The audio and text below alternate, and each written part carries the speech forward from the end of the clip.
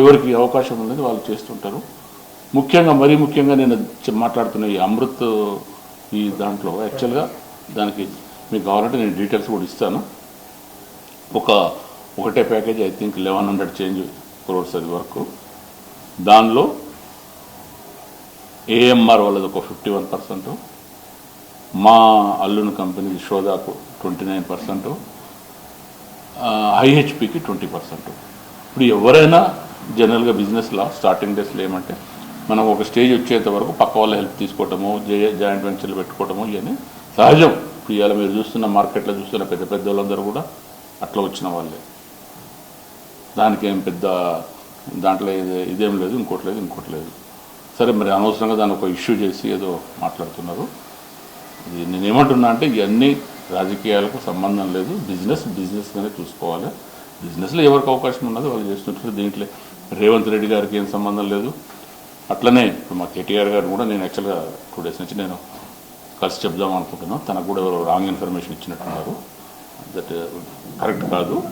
సరే, నేను కూడా వర్కింగ్ ప్రెసిడెంట్ కూడా మాట్లాడి చెప్తాం. దాంట్లో ఇబ్బంది లేదు. నేను ఏమంటున్నట్టు అందరూ కూడా ఇప్పుడు ఇవాళ రేపు దీన్ని అనవసరమైన కాంట్రవర్సీ చేయకుండా, లేకుంటే అనవసరమైన మీరు అందరూ చూస్తున్నారు. ఇప్పుడు మీరు 10 ఏళ్ల కిందనో 20 ఏళ్ల కిందనో ఈ రోజు మీరు ఉంటున్న కంపెనీలు ఎప్పుడు లేవు.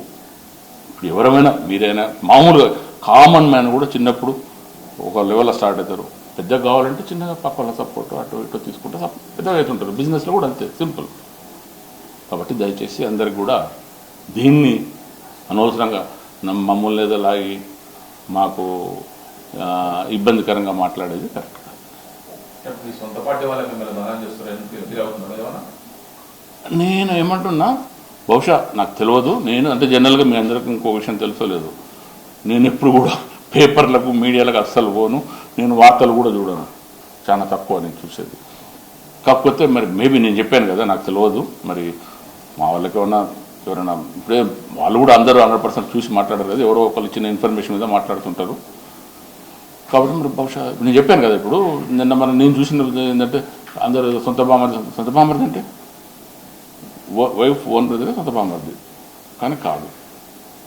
సో అట్లా మేబీ ఎవరో పక్కన ఏదో ఇచ్చిన ఇన్ఫర్మేషన్ మీద మాట్లాడి ఉంటారు. అవన్నీ కరెక్ట్ కాదు. సరే, నేనేమంటానంటే అవన్నీ కూడా అవసరం లేదు. మా రాజకీయాలు వేరే, బిజినెస్ వేరే.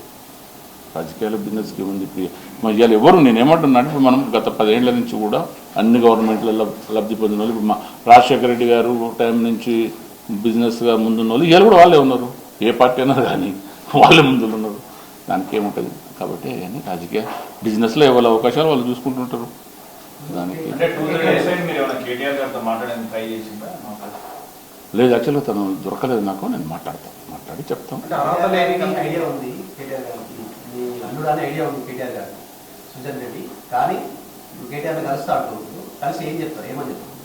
నేను చెప్పేది ఏం లేదు.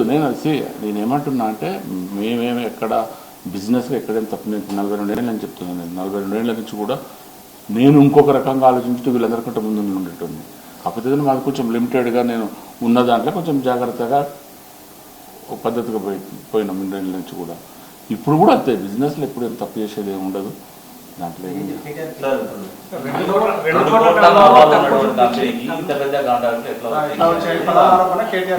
మీరు 2 కోట్ల టర్న్ ఓవర్ కాదు, 2 కోట్ల ప్రాఫిట్ అన్నాడు. Turnover different, turnover is different, profit is different. నేనేమంటాను, దీంట్లో 2 రకాలు. ఇప్పుడు జేవీలనేమో వాళ్ళకు కూడా అన్ని క్వాలిఫికేషన్స్ ఉండాలి. బట్ జేవీ ప్రకారం వాళ్ళకున్న క్వాలిఫికేషన్ ప్రకారం 29% వచ్చింది కాబట్టి 29% పెట్టింది జాయింట్ వెంచర్కి. Sub contract is different. మామూలుగా సబ్ కాంట్రాక్ట్ ఇప్పుడు మనం లేబర్ పనులు చేస్తుంటారు కదా, జస్ట్ లైక్ దట్.